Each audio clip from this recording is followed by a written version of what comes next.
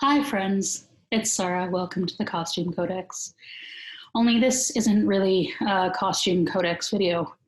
You'll notice I don't have my blue backgrounds, and I'm not dressed or made up or anything.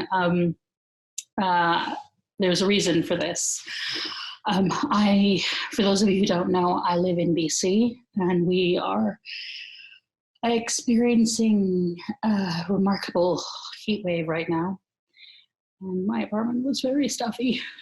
So in the end, I had to come stay with my parents for a couple days. And I wanted to record a video, but all I have is my laptop with my webcam. So if you'll forgive me, this is going to be significantly lower production values than my usual work. But I wanted to make a video anyway. I've had a lot of stuff on my mind, and I wanted to sort of ramble a bit to sort of make some of it make sense, I suppose. Today is Canada Day, but there is no fireworks, no big parties, no concert down at the legislature. And it's not because of COVID. It's because Canada is reckoning with things right now. For those who haven't heard, in May, they discovered the bodies of 215 children at a residential school, the site of a former residential school in Kamloops. And they found them in a mass grave.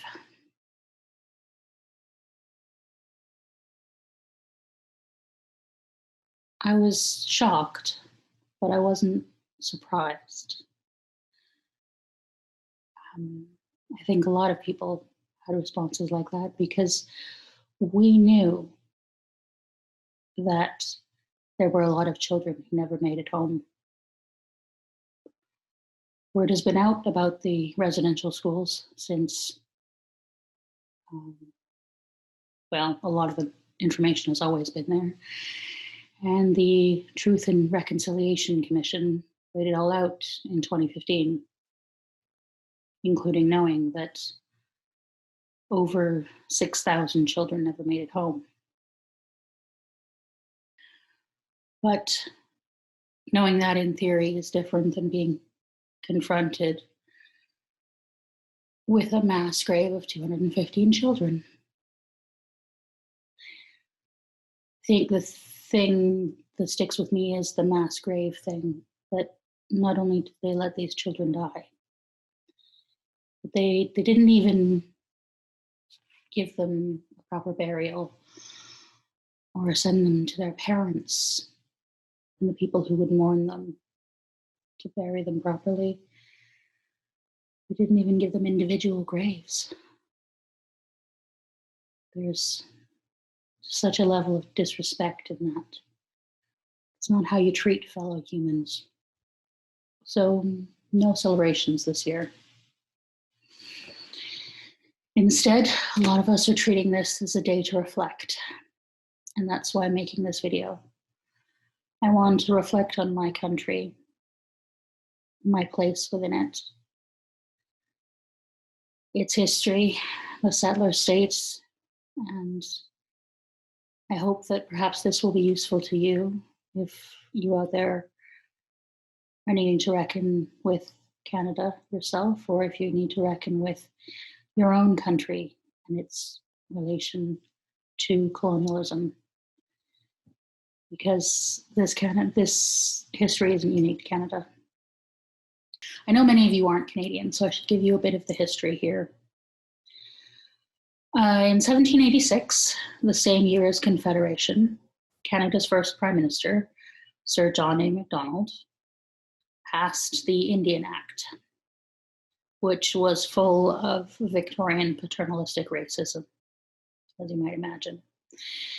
And part of it was this program of residential schooling. It's something that had been going on already, but they expanded it. They worked with the church and the RCMP, both the Catholic Church and Protestant churches, but largely the Catholic Church. And it was this program where Indigenous children would be stolen from their families and placed in schools, mostly run by the church, where they would be educated out of their culture and identity. The intention was, and I quote, to kill the Indian to save the man.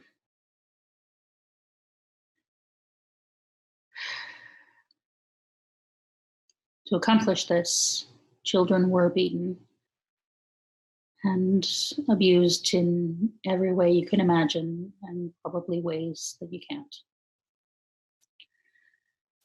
The schools were overcrowded, and the children were neglected and starved. They were even experimented on. There were these nutrition studies where they studied the effects of malnutrition on children by deliberately starving them or limiting their diet. And that continued even after the Nuremberg trials.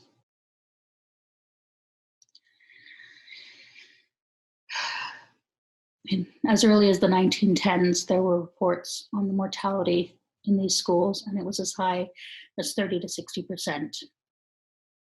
And there were people reporting that the children were kept in unsafe facilities, and tuberculosis was running rampant among other diseases, and the kids weren't being quarantined, so it was institutional neglect on a grand scale. So they knew, and they kept going. Can you guess when the last of these schools closed? 1996. The year I started grade 11. And believe me, this wasn't part of my history curriculum.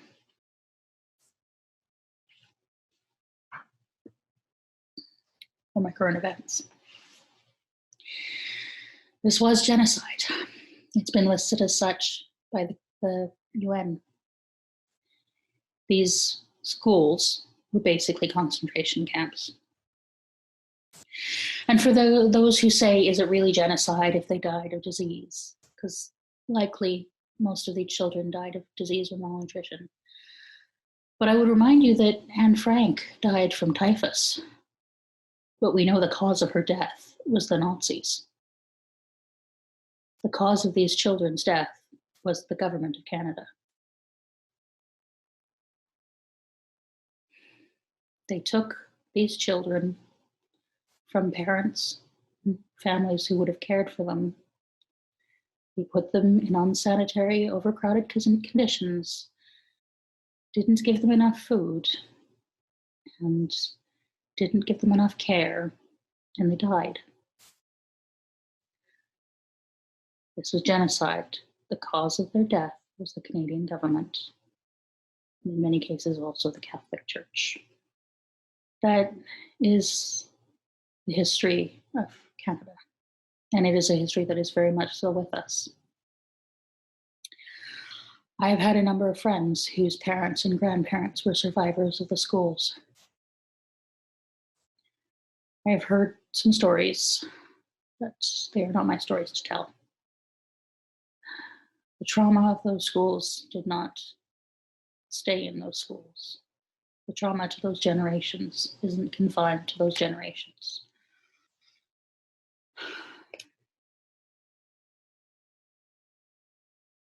And the loss, the crime that was done, wasn't just done to the children who were in the schools, it was done to all of their people and their children.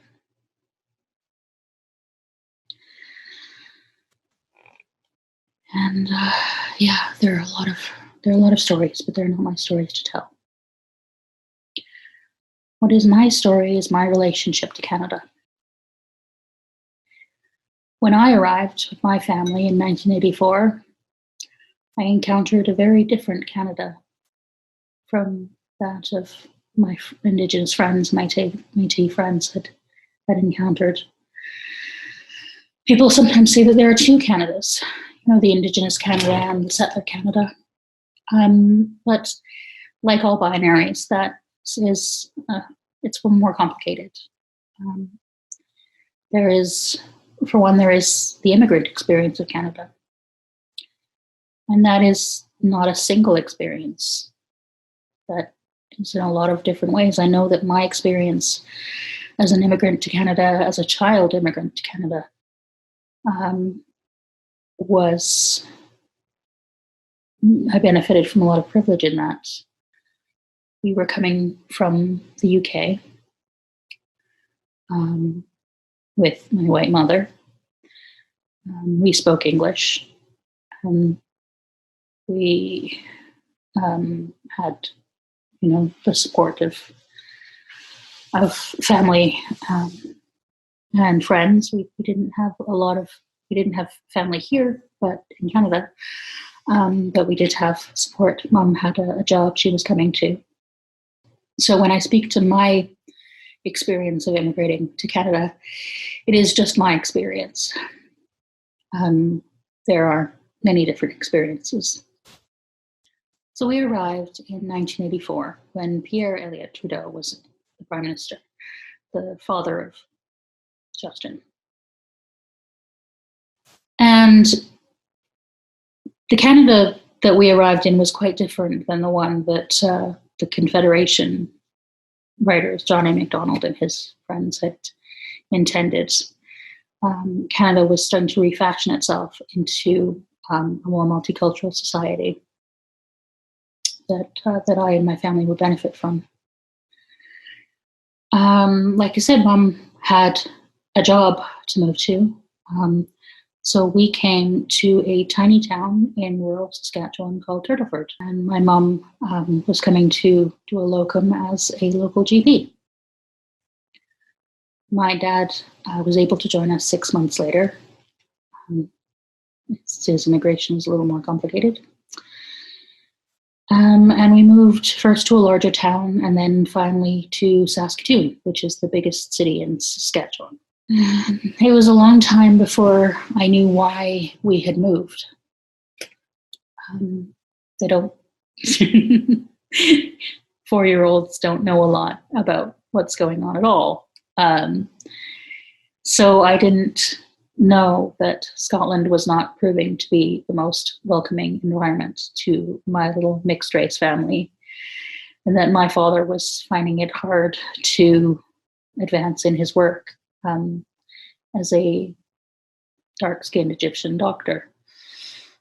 It was 1984, it was Thatcher England. Scotland.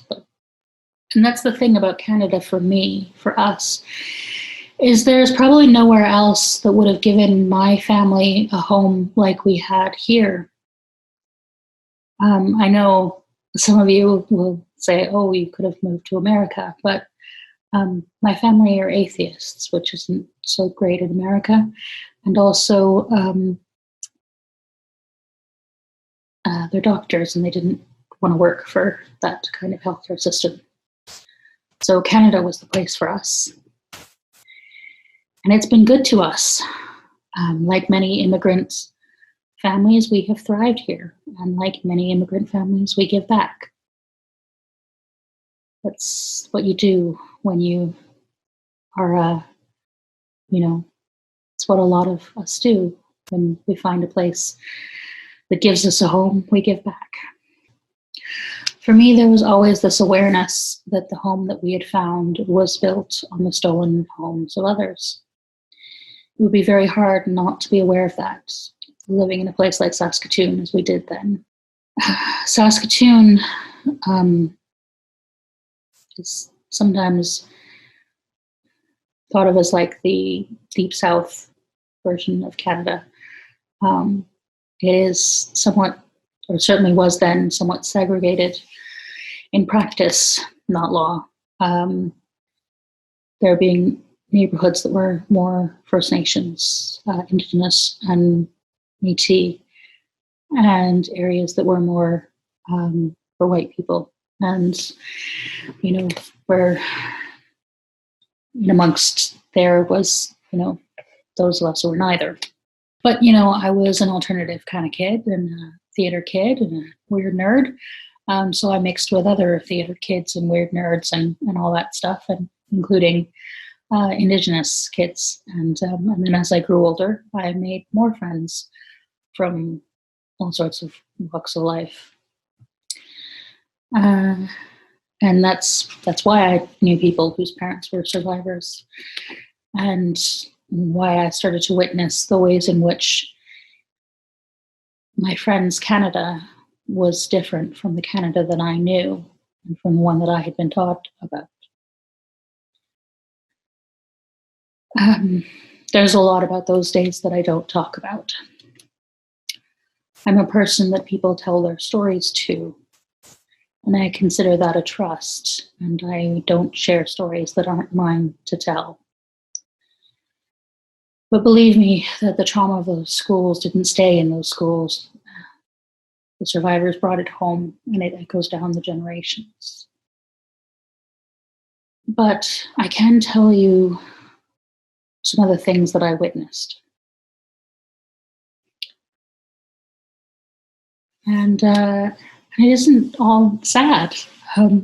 I witnessed I think about the joy in my childhood friend's face when she talked about her mother's activism work for the Métis Nation and other Native causes. She was amazing.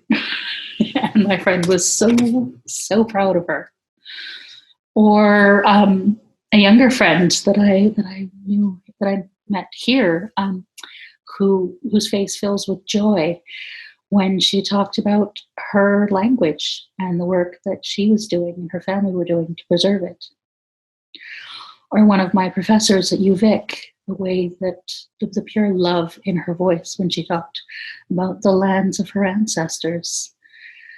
And many other wonderful, joyful stories that people tell. And the jokes. Some of my Métis friends tell wonderful jokes. They let you. They welcome you to hear them. But then there's the other side. There were times I was stopped by the police when I was with Indigenous friends. And the police either treated me differently from my friends, or they didn't. And they treated me quite differently than they did if they stopped me in my parents' neighborhood. Speaking of cops, my friends could not trust them. Not for anything. Not if your neighbor was being abused. Not if there was a theft. Not if you'd been assaulted. And a lot of people were. And the cops did not take them seriously. There was one time that friends did call. I was at a friend's basement suite. We were playing video games. It was in not a good part of town. And this woman came to the door. We'd heard this fight going on, and she came to the door and she begged us to call the police. And my friends did, although they didn't, we wondered why they didn't let her in the apartment.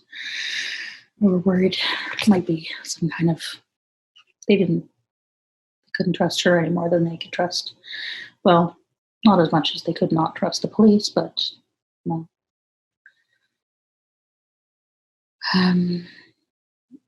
And a little while later, we heard screaming.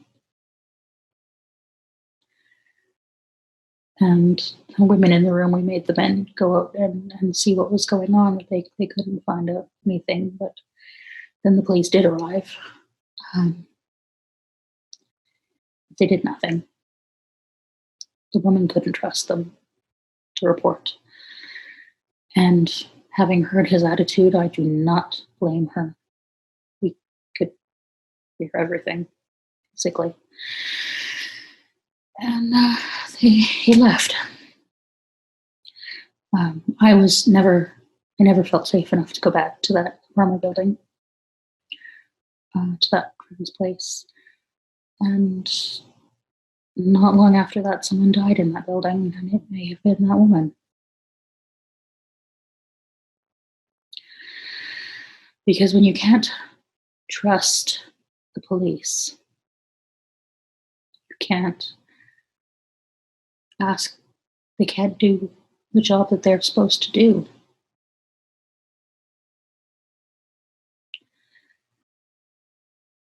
But the police were not trustworthy. The Saskatoon police were known at the time for being pretty awfully corrupt and racist. It was not long after that they actually made the national news. In the early 2000s, it came to light that they had been taking young men out of the city and leaving them to walk home.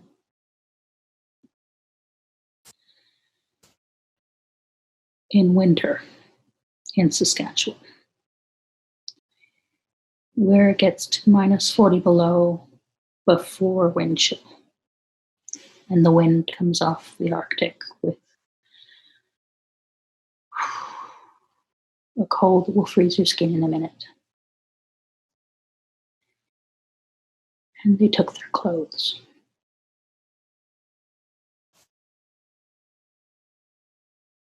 One man survived, and the police who did, the two cops who did it to him, were charged. But it was a hard road to even get them charged. And we know that at least, the very least, they found 2 other bodies that had frozen to death. But there's rumors of them having done this since the 70s. And I remember that case. I remember the pictures of victims that were found. I remember how much one of them reminded me of a good friend. And the city was divided. I heard some awful things from some non-Indigenous people. And then there were others like me who were outraged. Just as people are outraged now, and just as people were a few years ago with when they bungled the trial of Colton Bosche's killer, or when the RCMP so disrespectful to the people of Wet'suwet'en and stomped all over their land for a pipeline in 2019.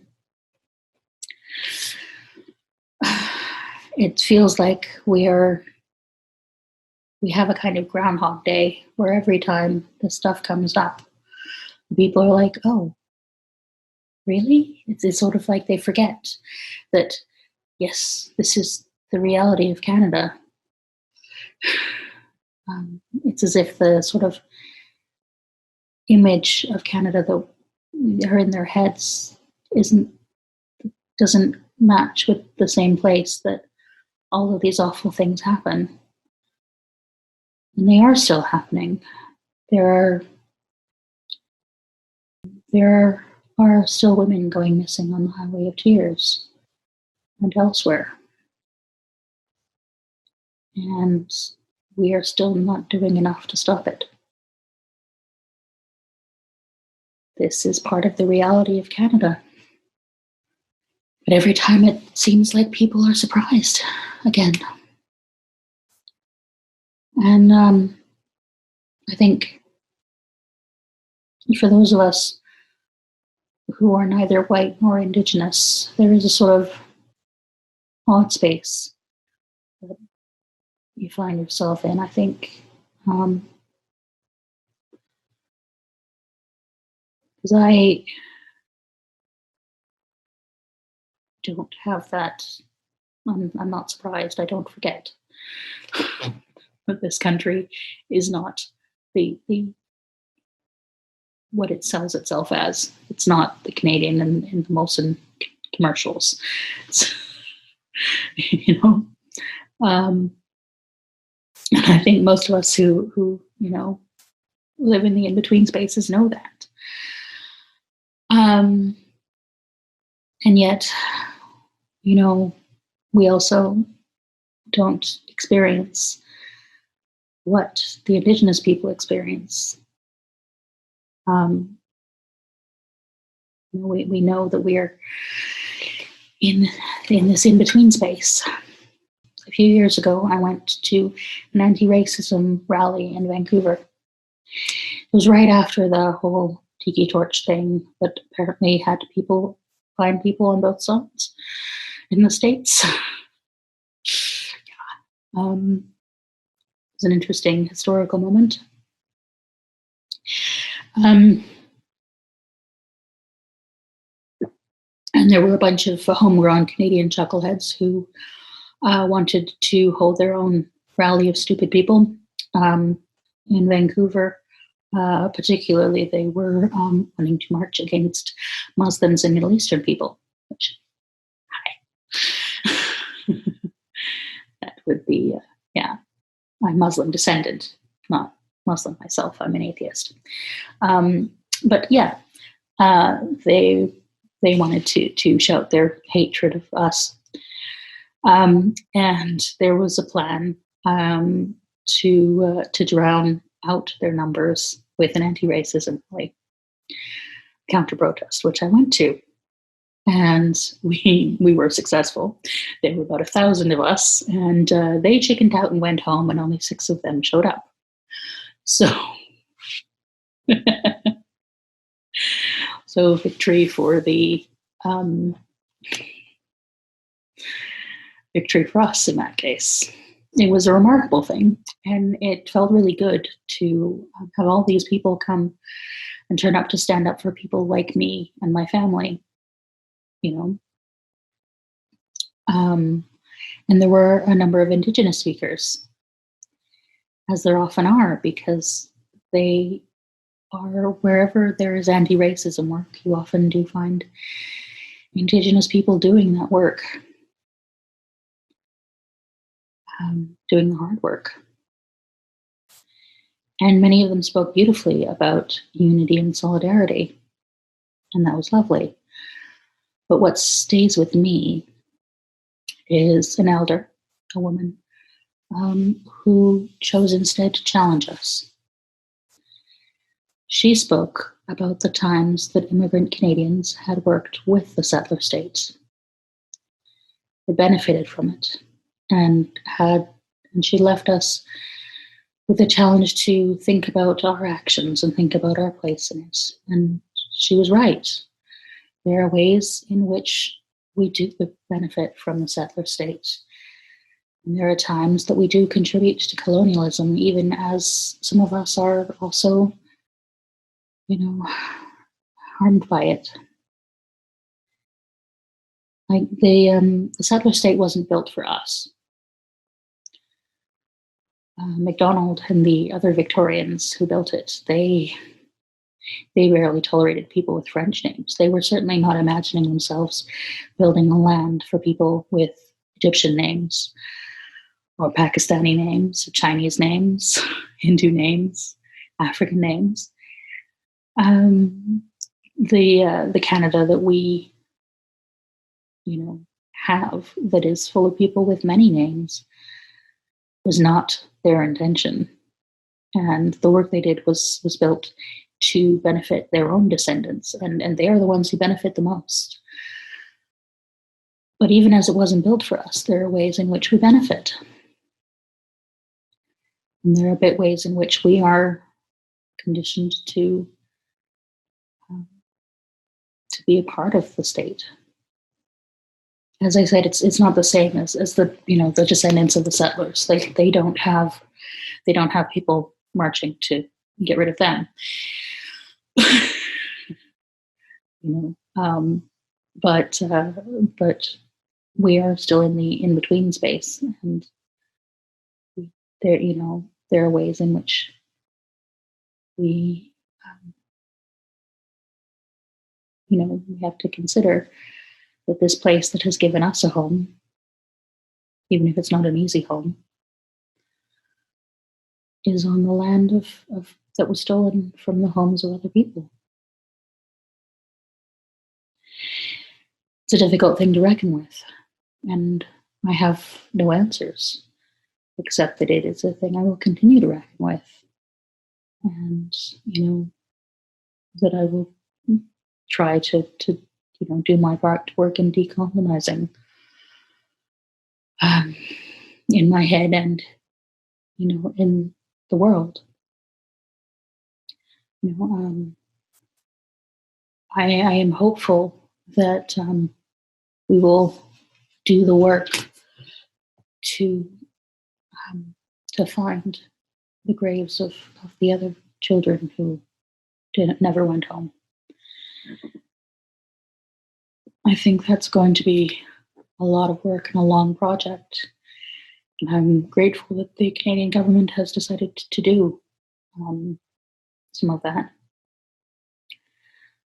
And we will have to hold their feet to the fire to make sure that they do it and they do even more. And perhaps I think we should send some of the bill to the Catholic Church,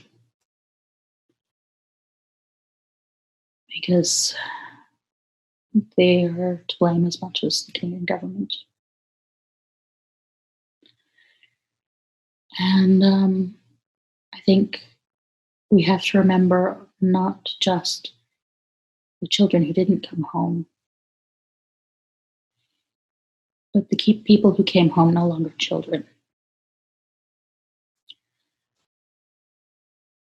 There are a lot of people who are walking wounded because of what happened to them, because they were raised by people who hadn't been raised by parents, or because of the things that were done to them in the schools. And there are people who are divided from their lands and from their people, their culture, and that was deliberately done to them. So we have to reckon with those people, not just the ones who died. I think that may be some of the harder work. And so there is a lot of work for us to do as a country. And I think wearing orange shirts is a start. I'm wearing mine. But we have to make it more than words, to do actions. And one of them, I think it's time that not just this Canada Day is not celebrated with fireworks and all of that stuff, but a day for reflection. I think we should make Canada Day a day for reflection. I think we need to think about how this country was built, that its foundations are rooted in harm done to children.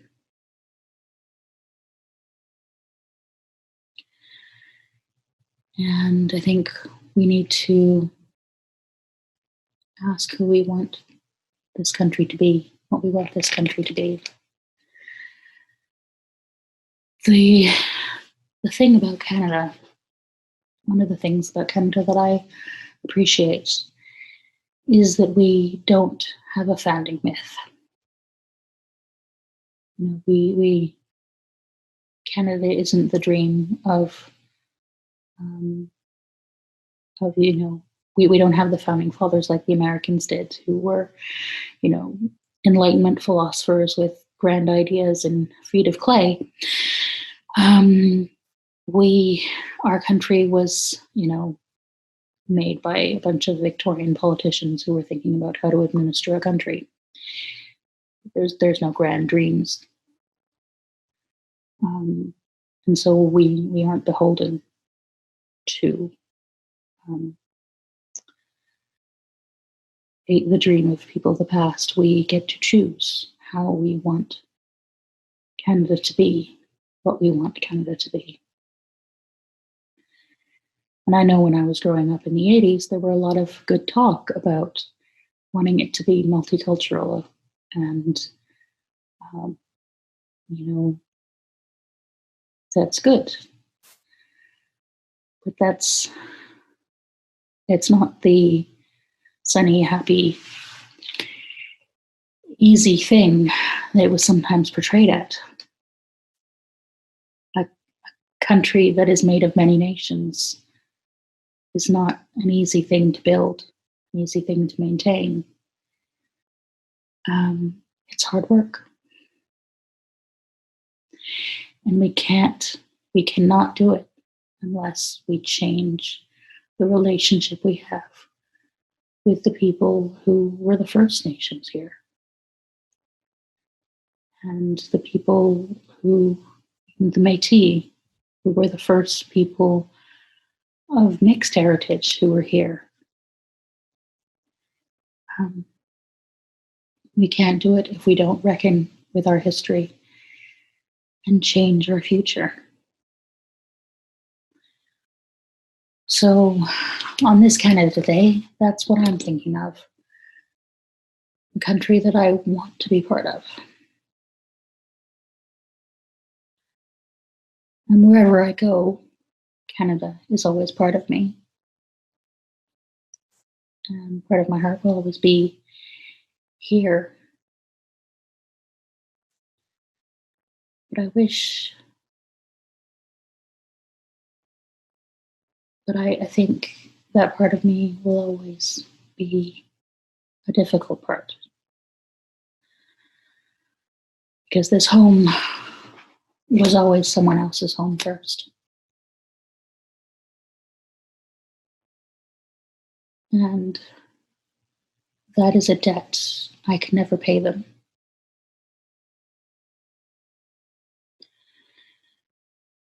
But we can make this a real home for the children, the descendants of the people whose land were stolen, the people whose children were stolen. We can do our best to let them tell us what they want this country to be, so we can build a relationship that's an equal footing. Someday, I hope.